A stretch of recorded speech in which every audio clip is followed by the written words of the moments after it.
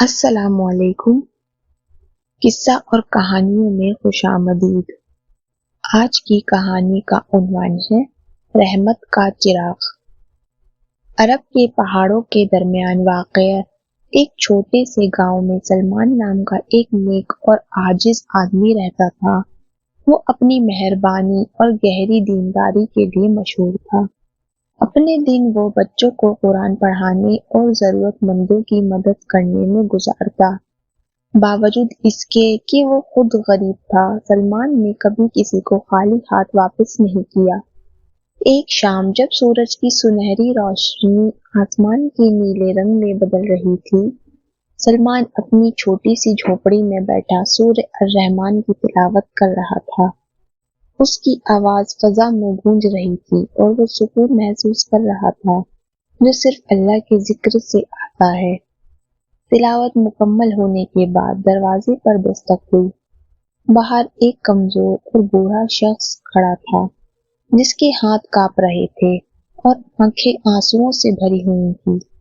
اے سلمان، بوڑھے نے کہا، میں ایک مسافر ہوں جو دور کے علاقے سے آیا ہوں۔ میرے پاس نہ کھانے کو کچھ ہے نہ سونے کے لیے جگہ۔ کیا تم ایک رات کے لیے مجھ پر رحم کرو گے؟ سلمان نے بغیر کسی ہچکچاہٹ کے اسے اندر بلا لیا۔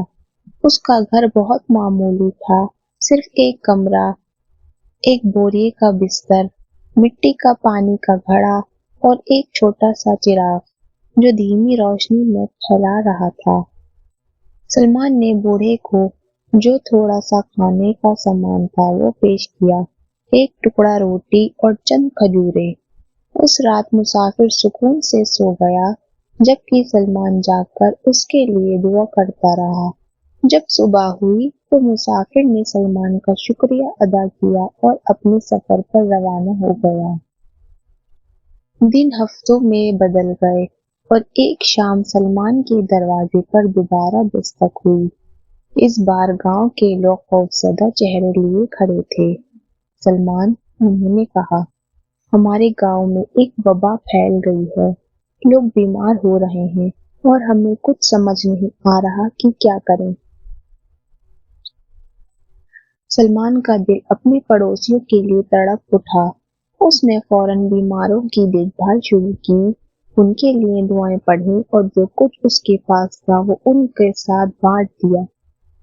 اس نے گاؤں والوں کو نبی کریم صلی اللہ علیہ وآلہ وسلم کی تعلیمات یاد دلائیں، جو کسی مومن کی مصیبت دور کرے گا، اللہ قیامت کے دن اس کی مصیبت دور کرے گا۔ ایک رات جب سلمان دن بھر کی مشقت کے بعد بیٹھا تھا، اس کے گھر کا چراغ چپکنے لگا۔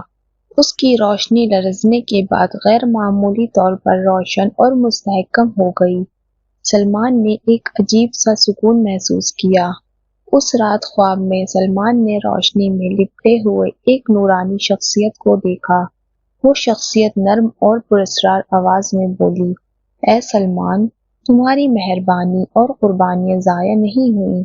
تمہاری ہر نیکی کے بدلے اللہ اپنی برکتوں کو بڑھاتا ہے۔ خدمت جاری رکھو کیونکہ تمہارے اعمال دوسروں کے لیے روشنی ہے۔ جب سلمان جاگا تو دیکھا کہ چراغ بدستور روشن تھا، حالانکہ تیل ختم ہو چکا تھا۔ اس نے اللہ کی طرف سے ایک نشانی سمجھا۔ یہ یاد دہانی کی ایمان اور رحمت کی روشنی کبھی ختم نہیں ہوتی جب اسے خلوص دل سے جلایا جائے۔ وقت کے ساتھ وبا ختم ہو گئی اور گاؤں والے صحت یاب ہو گئے۔ انہوں نے اپنی بقا کا سہرا سلمان کی دعا اور انتھک محنت کو دیا، لیکن سلمان ہمیشہ عاجزی سے کہتا، شفا دینے والا میں نہیں بلکہ اللہ سب سے زیادہ رحم کرنے والا ہے۔ سالوں بعد جب سلمان کا انتقال ہوا تو چراغ گاؤں کی مسجد میں رکھا گیا۔ وہ آج بھی اس بات کی یادگار ہے کہ کس طرح ایک مومن رحمت، ایمان اور اسلام کی تعلیمات کے ذریعے دنیا کو روشن کر سکتا ہے۔